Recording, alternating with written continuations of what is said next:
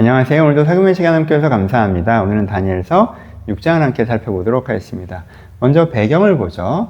고레스가 바벨론을 함락시킨 다음에 고브리아스라는 장군에게 바벨론을 통치하도록 합니다. 1년 동안 그렇게 해요. 고브리아스 장군은 실제 수로 밑으로 들어가 바벨론 성을 함락시킨 인물이거든요. 그 사람에게 이 지역을 1년 동안 이제는 관리하도록 만든 거죠. 여러분, 어떤 지역을 점령하면 그 지역을 파악하고 뭔가 정리하고 하는 것들이 좀 필요하잖아요. 좀 이렇게 얘네들은 바벨론을 계속 믿을 사람이구나 라는 사람을 좀 제거할 필요도 있고, 얘네들은 페르시아에서 계속 쓸 수 있는 인재들이구나 라고 좀 등용하기도 해야 되고, 행정과 제도가 이렇게 되어 있는데 이게 페르시아랑은 안 맞구나 라고 제도를 어떤 식으로 개편할지도 만들어야 되고, 민심이나 사회나 경제 구조나 이런 것들을 파악해야 되잖아요. 업무량이 많잖아요. 일종의 인수위 과정 같은 게 있단 말이에요. 이 지역을 파악하고 페르시아에 어떻게 흡수시킬지에 대한 그 역할을 하는 거는 일종의 군정이라고 할 수 있는데, 그러니까 이 지역을 실제 멸망시키는 그 장군은 이 지역에서 권위가 생기잖아요. 그 사람이 이 역할을 맡기는 거예요. 그리고 이 사람을 바벨론 사람들은 다리오 왕이라고 불렀습니다. 다리오는 그 뜻이 지키는 자 이런 뜻이어서 칭호로서 고브리아스를 다리오 왕으로 인지했던 시간이 1년 동안 있었고요. 그 다음에 이제 페르시아가 완전히 병합되는 거죠. 그렇죠? 그러니까 이 시기, 이 1년의 시기에 있었던 사건이 오늘 본문의 사건입니다. 이 배경을 생각하고 이제 두 번째 본문을 살펴보도록 하겠습니다. 이때 다니엘이 총리가 되잖아요. 근데 엄청난 시기를 당하는 것을 볼 수 있습니다. 배경을 보면 이 부분이 조금 더 우리가 입체적으로 다가오겠죠. 여러분, 이 바벨론 시대에 굉장히 많은 사람들이 고관과 총리와 장군과 귀족과 이렇게 살았을 거 아니에요. 근데 지금 다리오가 오면서 이게 다 제로 세팅 된 거예요. 제로 세팅. 그래서 다리오가 이제는 이 모든 사람들을 이제 판단을 하는 거야. 얘는 친바벨론이네? 그러면 죽는 거고, 얘는 별 무능한 것 같아? 그럼 날아가는 거고, 얘 유능하다? 그러면 이제 쓰여지는 거고, 얘 대단하네? 그러면 이제 고위층 올라가는 거예요. 그러니까 이제까지가 모든 게 제로 세팅돼서 무한 경쟁이 시작되는 1년이라는 시간이 주어진 거예요. 그러니까 이제는 얼마나 지금 피 터지겠어요. 그래서 벨사살 밑에서 일했던 사람들, 나보니우스 세력들, 귀족 세력들, 어떻게든지 이 다리오에게 인정을 받으려고 막 나름대로 계파들끼리 열심히 하고 있는데 누가 나타나는 거예요?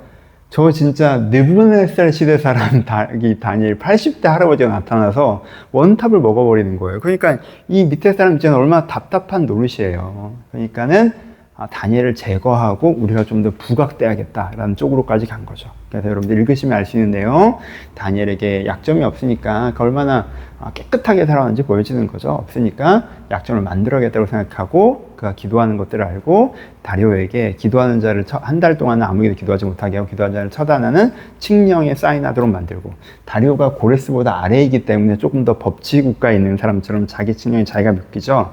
하여튼 그런 모습들도 이 사람의 한계이고요. 칙령에 사인하게 만들고, 그리고 이제는 다니엘을 그걸 이제 잡아놓으려고 하죠. 다니엘은 그것이 이런 일이 벌어진다는 걸 알면서 칙령 전혀 쓰지 않고 평화롭죠, 진짜. 쫙 기도합니다. 그리고 기도했다는 걸 알고 체포되고요. 이 사실은 이제 다리오는 너무 안타까워하죠. 왜냐하면 다리오는 다니엘을 공격할 마음이 없었거든요. 하지만 자기가 어떤 면에서는 이용을 당해서 칙령에 사인을 했기 때문에 자기 위치가 그렇게 압도적인 위치는 아니니까 안타깝지만 다니엘을 사자굴에 던지죠. 하나님께서 그와 함께 하시고 그가 이제 건져집니다. 하나님을 믿음으로 하나님을 건지시죠. 그래서 대적들은 죽임을 당하고 다리오는 하나님을 높이는, 하나님께서 하나님이시구나 라는 이야기가 오늘 본문에 나와 있습니다. 그래서 오늘 본문도 여전히 다니엘에서 굉장히 강조된, 아무리 어려운 상황이더라도 하나님을 믿는 것 때문에 핍박받는다고 느껴지더라도 네가 높으신 하나님을 믿어야 된다. 너의 정체성을 지켜야 된다. 그러면 하나님께 너희를 살리실 것이다 라는 이 정체성을 지켜야 되는 메시지가 오늘 본문에서도 전해지고 있습니다. 왜 이것이 이렇게 다니엘서에서 강조되는지는 나중에 한 번 더 얘기를 할 거예요. 이게 중요합니다. 여러분, 내가 하나님이 없어 보이는 상황에서, 하나님을 믿는 것 때문에 내가 오히려 인생이 망하는 것 같이 느껴지는 상황에서도 여전히 내가 하나님의 사람으로서의 정체성을 지켜나갈 때, 지금 믿기 때문에, 그럼에도 불구하고 당연히 하나님을 믿기 때문에 내가 보이는 현실이랑 상관없이, 현실은 내가 하나님 믿어서 망한 것처럼 보이는 현실 속에서 그런 상관없이 하나님을 믿고 내 정체성을 지킬 때 하나님 되심을 경험할 수 있다.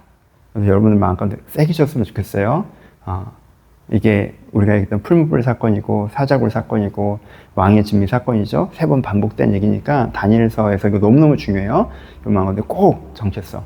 내가 상황 때문에 원망하고 하나님 내가 하나님인데 왜 이 모양이에요? 안 믿어. 이런 게 아니라 하나님이 계신 게 분명하기 때문에 상황이 하나님과 반대쪽이어도 난 오히려 이때일수록 내 믿음을 굳건히 하고 주님 앞에서 내가 어떻게 서 있을까 집중하며 나를 지키며 걸어가겠습니다. 이 마음을 여러분들 꼭 가지셔야 된다. 어려울 때일수록 내 신앙을 굳건히 지켜야 된다. 라는 부분들을 묵상하셨으면 좋겠습니다. 이건 본문 내용이고요. 한 가지 더 살펴볼 것은 다니엘의 삶을 오늘은 잠깐만 살펴보도록 할게요. 이거 내용이 길어서 사금으로 살펴보기는 어려운데 다니엘서는 6장까지가 스토리고 7장부터 예언이 나오잖아요. 그래서 스토리상은 여기가 마지막이라 잠깐 살펴보겠습니다. 그리고 이걸 살펴봐야 오늘 본문이 다시 보이는 부분이 있어서 한번 같이 잠깐 봅시다. 다니엘 삶은 잠깐 보면요. 20살에서 60살까지는 이건 제가 그냥 좀 유동적으로 확정적으로 했어요. 설명하기 편하게. 60살까지는 느부갓네살 시대를 살았죠. 총리급으로서 하나님의 뜻을 이 바벨론에 전하는 역할을 하면서 살았습니다. 그렇죠? 근데 그 다음에 61세부터 66세까지는 어떻게 됐어요?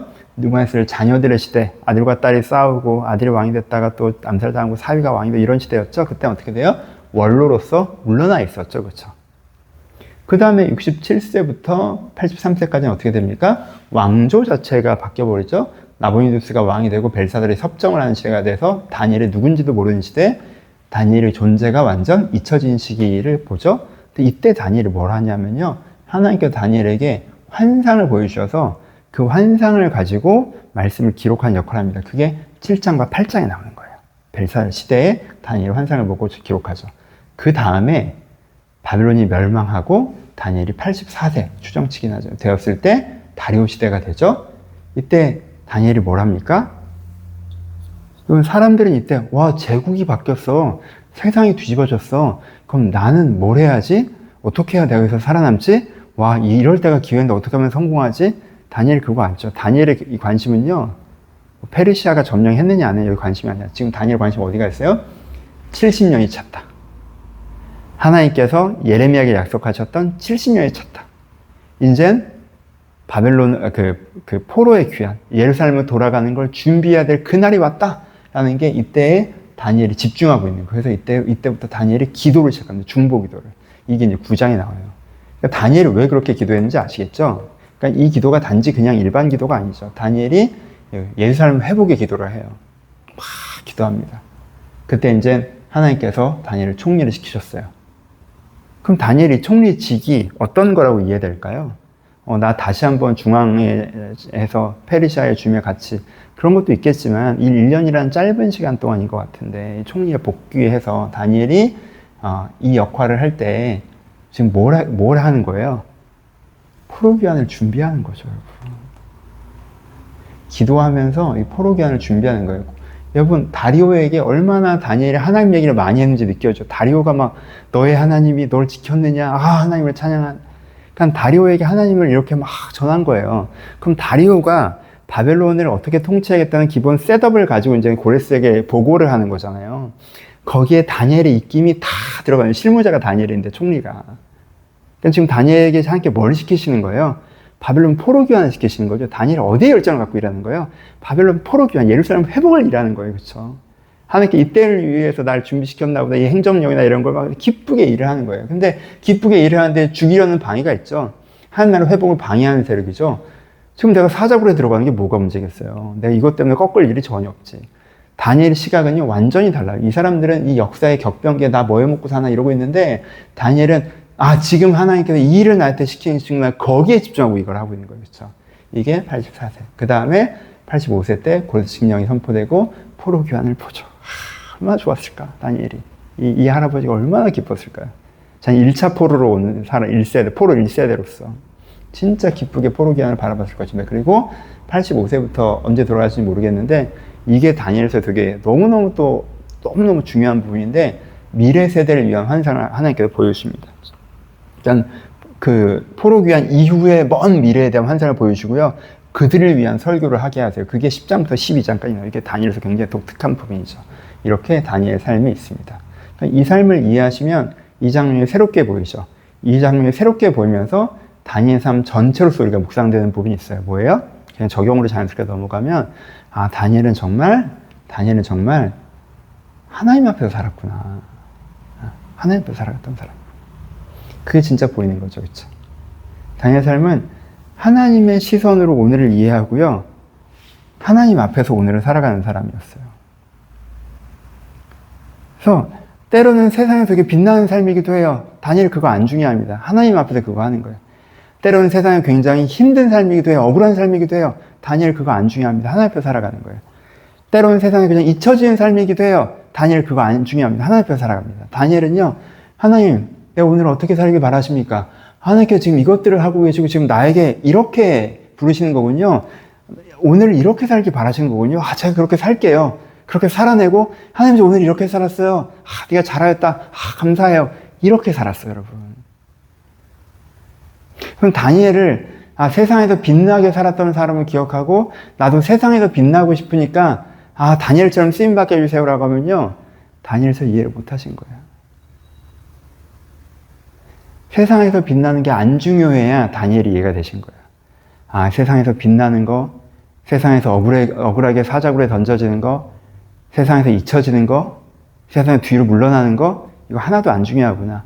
하나님께 지금 나에게 어떻게 살라고 하신 게 중요하고 그 삶을 오늘 살아낸 다음에 하나님께 칭찬받는 게 중요하구나.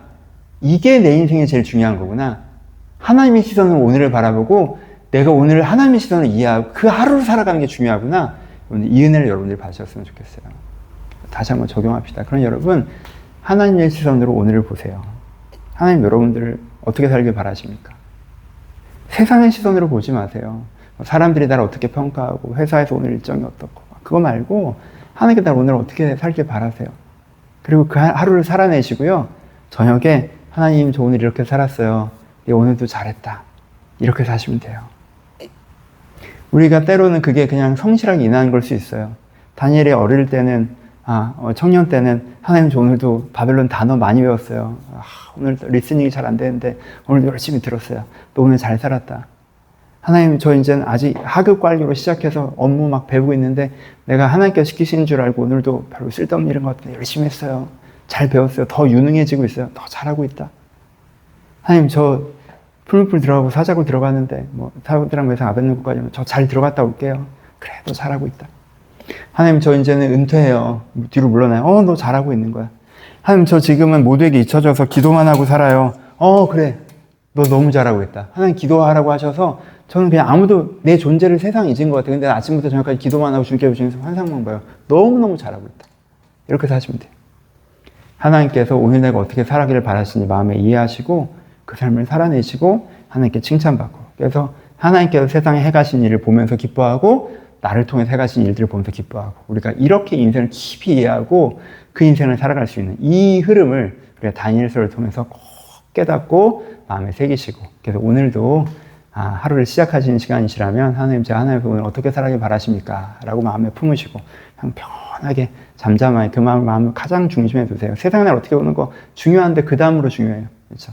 그 마음을 품으시고 오늘 하루 잘 살아내시고 저녁에 하나님 제가 오늘도 잘 살았습니다. 네가 참 잘 살았다. 이렇게 하루를 마무리하시는 좋은 한날이었으면 좋겠습니다. 그렇게 하나님 앞에서 하루를 하나님 앞에 인생을 살아가시길 주님의 이름으로 축복합니다.